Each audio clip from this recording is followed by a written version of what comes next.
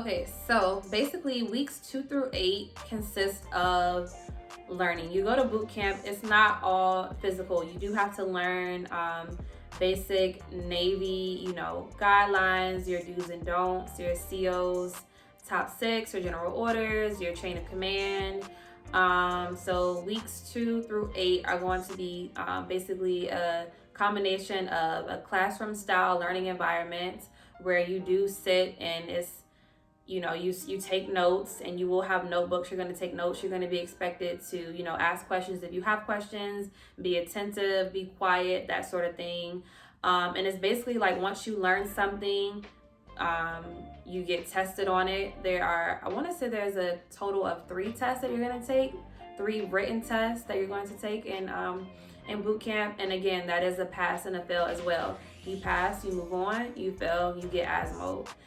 Side note, you will get, I believe, 2 opportunities, because one of the tests, they are easy, but one of the tests I did fail, and whew, talk about being shooketh. I was like, no. Because once you're with your division for so long, the thought, well, at least for me personally, the thought of being ASMO and not only being set back in training, but also being like not being with my friends that I had made and all that, or being with my RDCs that you have a love-hate relationship for, you just not being with them anymore really like would have bothered me. So I was like, I studied very hard. Like the education PO, they take you in like group sessions and you study, and then you study on your own time, and I studied really hard, and I made sure I passed that test, because 8 weeks was long enough for me to be there in that environment and to be away from my child and to be just everything. I just didn't want to add any extra time onto that. So I wanted to just be squared away and made sure I got everything situated.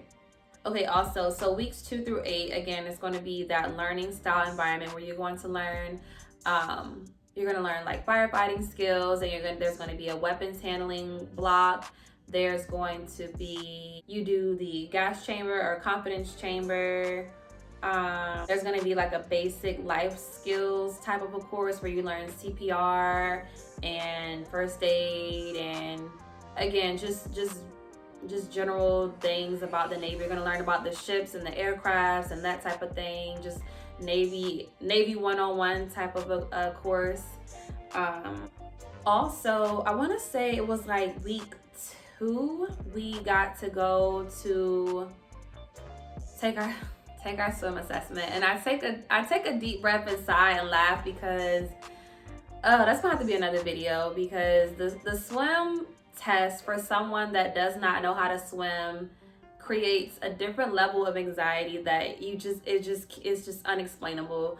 I did not pass my first time taking my swim test, and it was just, I knew I wasn't gonna pass. I'll make a separate video for that, my actual swimming experience for me as a non-swimmer, and how I made it to almost the week before graduation and I finally passed. That's a whole different story, y'all.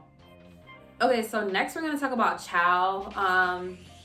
Again, like I said before at the beginning, the food was not bad. It's not bad food. Like some days the food was actually really good. And there are 2 separate lines. Once you enter the chow hall, there's 2 separate lines to go in. You're gonna march in with your division, and you're gonna choose, what you want. Be respectful to the people that are serving you, because I think they're volunteers. I'm not sure, but be respectful anyway, of course. And yeah, get what you want. Eat. Definitely eat. Your breakfast, lunch, and dinner. And they're gonna have you get 2 cups of water every time you go to chow. So before you get anything else, any type of other beverage, you gotta drink your full 2 cups of water. They wanna make sure that you stay hydrated at all times. Okay, so also while you're in boot camp, you are going to go through inspections. You're gonna get a uniform inspection, and you're going to get your compartment will get inspected for you as a division. And while you're getting inspected, you are going to be expected to stand on the toe line. The toe line is just that, it's a line where your toes, the tip of your toes need to meet. So you're going to be expected to stand on the toe line in front of your rack. You're going to be expected to spit out the answer to the questions, whatever the petty officer or chief or whatever asks you. And it can range from They'll ask you anything from the general orders to CO's top 6. They'll ask you rank and recognition, just like uniform questions. What does this person wear? How many stars is this person? That type of thing. That's the type of questions they're gonna ask you. And while they're looking at your uniform, so they're gonna be, looking at you top to bottom, make sure everything's squared away. Your laces are the way they're supposed to be, overlapping each other. Your button, everything's dressed right dress. All your buttons are buttoned, all of them. Just every little thing they're gonna check. And when they check your bunks, they're gonna check everything, make sure everything's crisp and everything's just squared away. And again, everything is very meticulous, and there's a rhyme and a reason for everything. So okay, so when you are in your ship, you're going to be expected to stand watch, and that goes for everyone. I want to say, is it starboard watch? Makes the actual watch bill, which consists of, like, when you enter your ship, it's going to be on the wall, and it's going to let you know what time. Like, oh, I have watch from 02 to 04. I want to say it was like a 2-hour intervals that you would stand watch, and you would literally stand right in front of the door of your compartment, and you would stand watch. That one person would, and then there was another person that was the rover, and they would do just that. They would rove the compartment and check everything from inside of the heads to the little laundry area compartment to around the ship and around your ship compartment, and just make sure everything was squared away. And whenever a petty officer or a chief or anyone would enter into your ship, other than another recruit, you would, report. And I love reporting.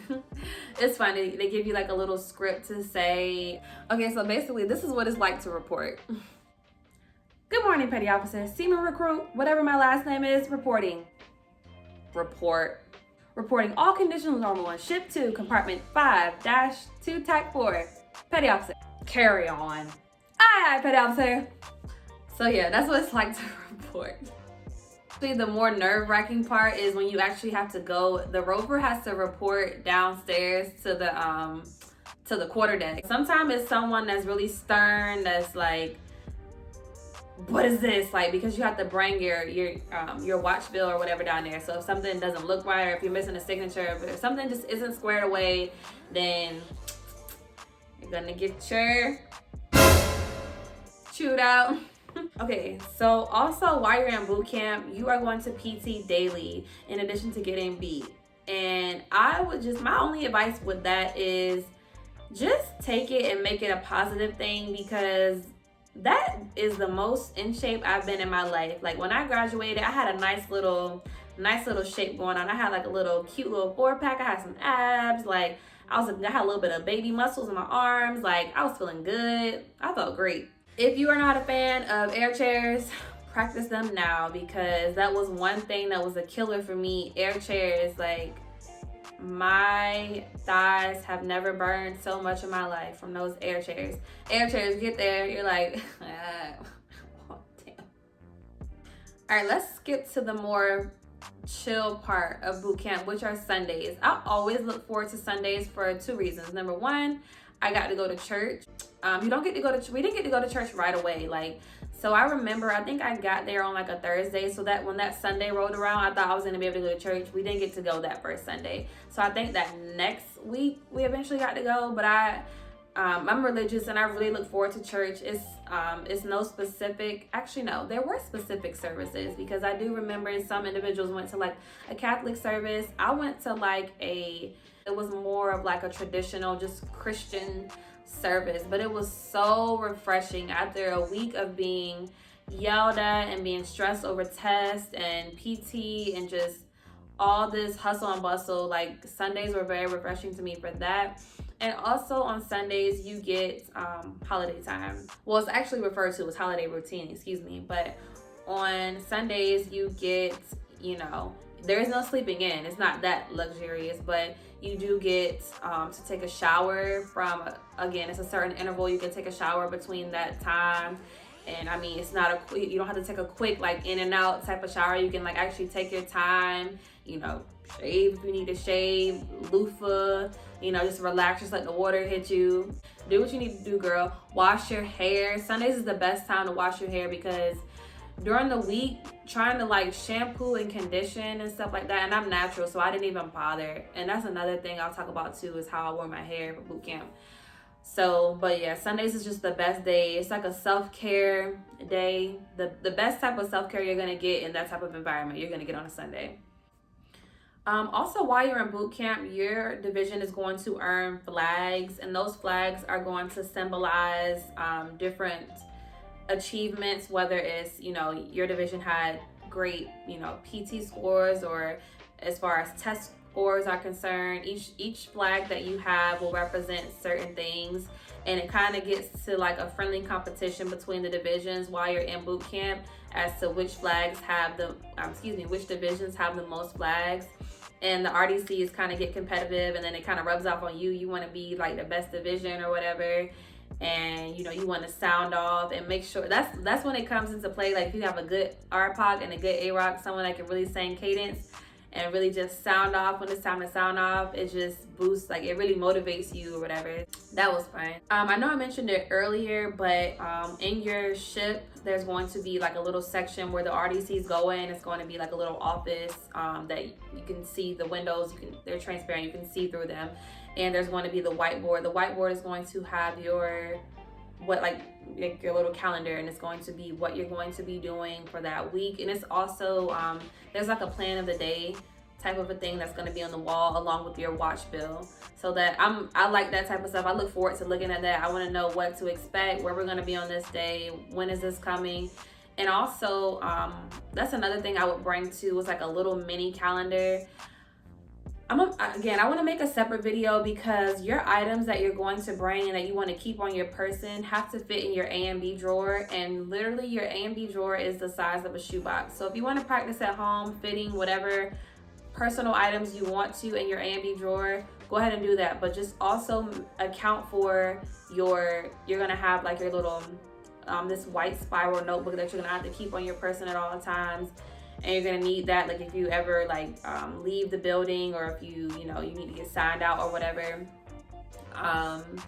You're going to have, what else was in there? Oh, once you take your little white sock off with your personal stuff in, that's gonna go in there in your A&B drawer. There's like a lot of items that's gonna go in your A&B drawer, so just pack light because it's really not a lot of space. Once you get back, like once you come back from class and you're in between going to chow or whatever like that, when we're on like a hustle and bustle, you're gonna hear the term pump and dump or head and hydrate, and that just basically means like go use the head, go do what you need to do real quick, and let's get back in formation, get back on the toe line type thing. Belay my last.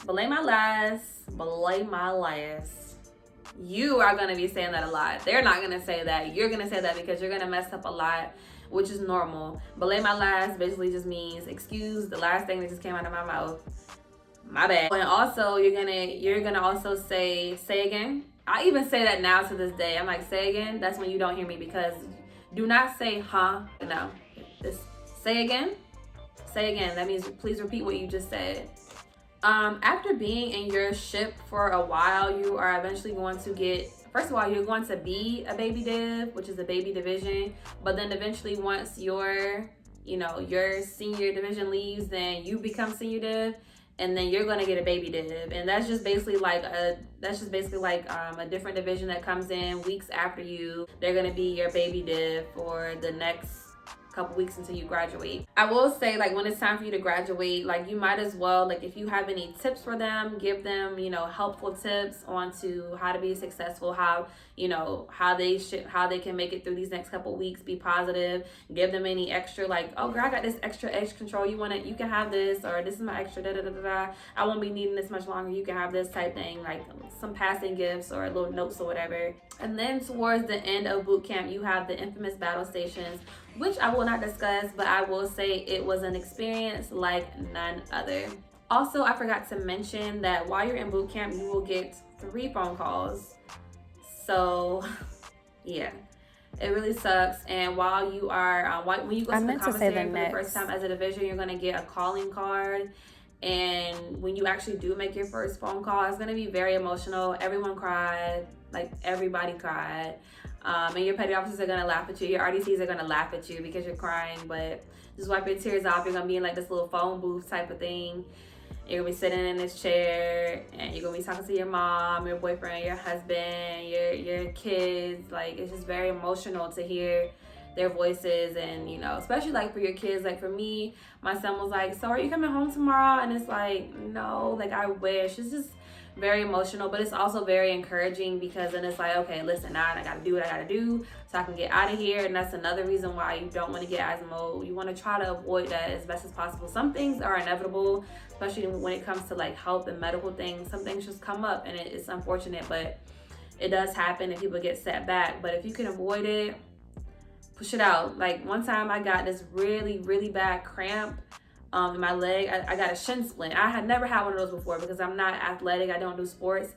And I thought it was enough for me to go to medical. And they were like, basically like, listen, if you go to medical, they say that if you go to medical, it's not the end of the world. But mind you, any time away from your division, when you're missing out on class time or test time or stuff like that, that alone puts you back. Like, and for me personally, when because I didn't pass my swim, two things kind of kept me away from my division. My swim, I had to keep going back to the pool individually, because your division, you as a division will go one time, and if you pass, you pass.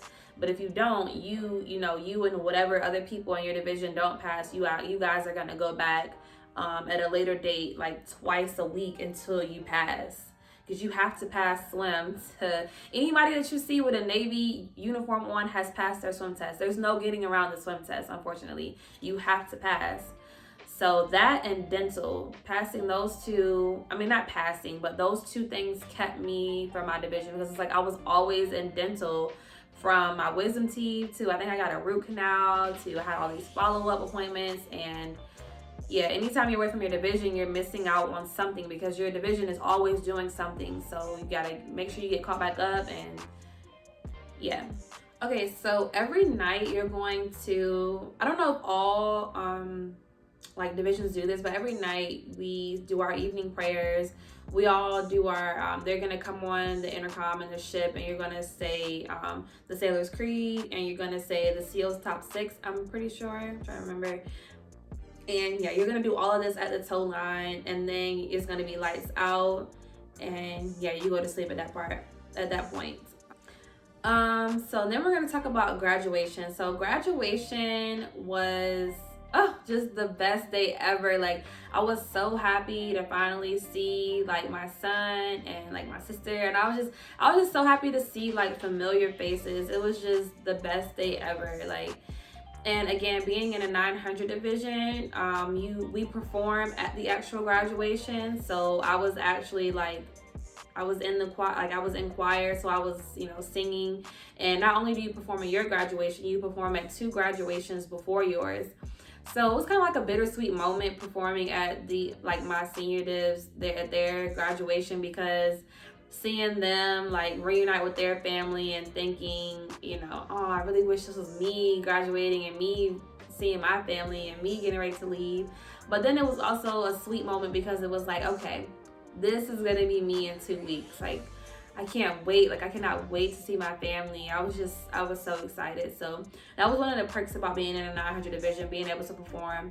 And I did hear that in the past, prior, like, I guess for like, depending on when you go to boot camp, if it's close to like a certain holiday, I think they got to go off base and like perform or whatever. But our division did not get to do that. We just got to perform at 2 graduations, and then of course at our own. And also on that note, being in my division, we didn't have like, I know all the other 200 divisions, because you're either in a 200 division, you're in the 800 division, which is like a special, like the specialty like division. You have to get picked to be in that. You're not gonna just randomly get, you know, put in that division. You get chosen to be in that division. I want to say that's the SEALs division. Please don't quote me on that. And then you have the 900 division. And being in a 900 division, we didn't have like the typical brother-sister div that our like other divisions talked about. We didn't have that. We just had one division, one whole division, and we were split into 2 compartments. You just had the female side and the male side. Whereas if you were in like a 200 division, like let's say you're in division 213. Division 213, And 214 would be brother and sister dib, and then the females from 213 and the females from 214 would be in one compartment, and then the males from 213 and the males from 214 will be in another compartment. And then the only time that you come together, like for us, the only time we came together as a division was when we did like class or like stenciling or inspection, and then of course on Saturdays when we were at the drill hall. So after graduation, you get released on liberty. Of course, you get briefed prior to leaving as to like the do's and don'ts, what to expect, and what time to be back. If you do not have family that comes, which some people don't, you have to have a liberty buddy, and you know, when you go out in town, and you have to be in uniform. So that's just something to consider. Side note, I'm pretty sure things are different now because of everything that is going on. So I'm pretty sure I've watched other videos and they've stated that they went straight from graduating to A school. So, which is very unfortunate, because after a long 8 weeks of being in boot camp, the last thing that I would personally have wanted to do was to go straight to my A school. Like, I would want to see my family. But on that note, knowing me, if I was going around this time, I would go ahead and make those arrangements to have my family meet me in A school around a certain time, maybe like around that 2 week mark, because I'm an MA, and once I got to San Antonio, I think around like 2 weeks, I know we weren't on liberty, but you could have like, I'm pretty sure you could have family come up there while you were at school. But every A school is different, so that would just be something that I would personally be planning, and I would kind of let my family know, like, hey, kind of purchase plane tickets to meet me here, or that type of thing, because you can't go anywhere because you're technically still in school. Also, after you graduate, again, you get released on liberty, and again, it was just such a good feeling because you got all your belongings back, and I got my phone back, and I'll never forget, like, I got my phone back, and I had been without my phone for so long that I had forgotten my password. Like, that's how long it had been. Like, it was just so weird. And then just being in the car, like, and listening to the radio, I'll never forget, like, some Cardi B song that came on. Matter of fact, I'll post a clip right here of this was me after I graduated. But it was just so,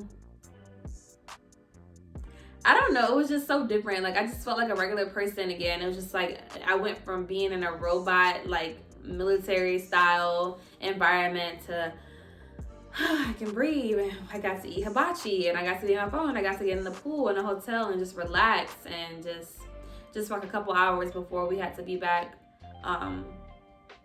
to boot camp again for our last night, basically, before we went off to school. Okay, so once you get back to boot camp, you're going to be expected to check back in. And what I will say on that note is, don't bring anything back in that you weren't supposed to. And also, the day after, like that next morning, you're going to be leaving for your A school. Now, some people's A school is still in Chicago, based off of your job. Wherever your job is, that's where your A school is, of course. So mine was in San Antonio, Texas, since I'm an MA, so that's where I went the next day. Okay, so like, I know that was a lot, but again, I told you this is going to be an in-depth boot camp video, what to expect. I'm going to kind of break each little part that I thought deserves its own little video, and I'm going to make it a separate video. Okay, so on that note, I'm going to make sure that I remind you all to subscribe to my channel if you are interested in more Navy vlogs and what to expect. I think the next video I'm going to do after this is my MA school experience. So again, if you're interested in those type of videos, then please make sure you subscribe to my channel and like, comment, all that good stuff. If you have any questions, please leave them in the comment box below, and if I can't answer them, I'm pretty sure someone else will be able to answer them. We're gonna work as a team here. And before I close out this video, I did write some quick tips for boot camp, just some things that I wish someone told me. So stay focused and pray. If you're not religious, meditate, or whatever you do that gets you through, just do that, because again, this too shall pass, and boot camp does not last forever. friends, make friends. I know this isn't a time to socialize, but just having someone to talk to and vent to really helps make that 8 weeks go by a lot faster. And I know some, depending on which division you're in, some are a push division, so you could very easily be there for only 7 weeks. So just having a friend or a buddy really helps you, get through this whole experience. Remember, it's a mind game. Really, the strong will survive. It's just all a mind game. Even when they're yelling at you to just everything. Just remember, this is what helped me get through. Number one, not just my son, but just knowing that other people have done this before me. That helped me do this. I'm like, oh, if he did it, I can do it. If she did it, I can do it. And it's just that just helps me motivate me, because every Sunday, and also remember this, every Sunday people graduate. Like every Sunday a graduation is held. And just ask yourself, do you want to be a part of that graduation? Do you want to be done with this? Do you want to be a United States sailor? If you answer yes to all those questions, then just tell yourself, just push through, just keep swimming. Okay, and also just another side note, if you can, again, I know things are inevitable and things happen as far as medical is concerned, but if you can avoid SEPs, which is short for separations, try not to go there, because I will say this, it was a point personally for me in my 8-week journey in boot camp where I wanted to quit. I'll be honest with you, I did not want to do it anymore. I wanted to just leave and go home that same day. It does not work like that in boot camp. The only time you can probably leave that same day is that first week you get there, and when you're signing your paperwork and you're in this room and they pretty much ask you like, hey, if you don't want to be here anymore type of thing, like raise your hand and come to the front of the class. There'll be no repercussions. And all I'm gonna say is those few people that stood up and left, I did not see them anymore throughout the entire 8 weeks that I was there. I did not see those individuals anymore. So I want to say, if you choose that while you're there, like, hey, this isn't for me, which it is not for everyone, I would probably leave at that time. Do not wait until you've gotten like 4 or 5 weeks in, which is what I done. I just mentally had enough, and I just wanted to leave and go home and resume my civilian job and my regular civilian life. Being in separations is not that easy, because the same way that you in process, you have to go through that same process. You have to go through out processing, and it's not that easy. It's a lot of paperwork, and it's, from what I've seen, it's a very long, drawn out process. And basically the time that you would have spent there, you're gonna watch while you're in separations, the division that you used to be in before you decided to go to SEPs, they're gonna graduate, and you're gonna watch them leave, and you're gonna still be there. And just even saying that's just very depressing. It is, because boot camp, again, although I told you it's a mind thing, you don't want to be there any longer than you have to, because that's just not what the Navy is. The Navy is not boot camp. Boot camp is just something to get your mind in that structured type of mindset. That's no representation of the Navy in that sense, as far as like people yelling at you and stuff like that. Now, as far as being squared away and the knowledge and stuff like that, yes, that boot camp is pretty much a foreshadow of that is concerned as far as that goes. But the yelling and stuff, no, that stops once you get to A school. And once you get in the fleet, like, yes, people are gonna still be on you, but it's just boot camp is very unique. It's no experience like it. And although I just sat here and gave you guys a whole rundown of boot camp, and then you can watch other videos, it's nothing that's gonna compare to it until you actually go and experience. This is a once in a lifetime experience, honestly. I really can't explain it. These notes don't do it any justice. Before you go, in addition to working out, make sure you learn how to march. And I know that sounds very simple, and you're probably thinking, why would I need to learn how to march? It's just walking. But marching with other people and in a cadence, I don't know, it was very challenging for some people. And I don't know, I would just practice that. Like, especially if you don't have any rhythm, just practice marching. The cadence is simple. It's just left, right, left. Right, left, left, right, left, right. If you practice marching to that type of cadence, and you can even go on YouTube and look up Navy cadences or just any type of cadence and just march around to that outside or while you're in your home. Please do that, because that was a struggle getting people to march, and it was very embarrassing being in a 900 division where we were looked at as the performers and like some people not being able to know how to march. So just practice marching. And so yeah, that basically sums up this video. Again, I apologize, I know it was very long, but I wanted to make sure I got every little detail in there, as far as what to expect when you go to Navy boot camp. My next few videos again will be about my experience going to MAA school, and then after that it'll be life as a reservist. I am a reservist and I joined the Navy as a reservist. I had no prior experience, so that'll be a very unique video I guess I can bring to YouTube, because I haven't found any other videos like that. Like, there are reservists that make videos on YouTube, but no one that has joined the Navy as a reservist with no prior active duty experience. So I'll just kind of give my experience as far as that's concerned. And again, if you have any questions, leave them down in the comment section below. Make sure you subscribe to my channel, and I'll see you all next time. Bye.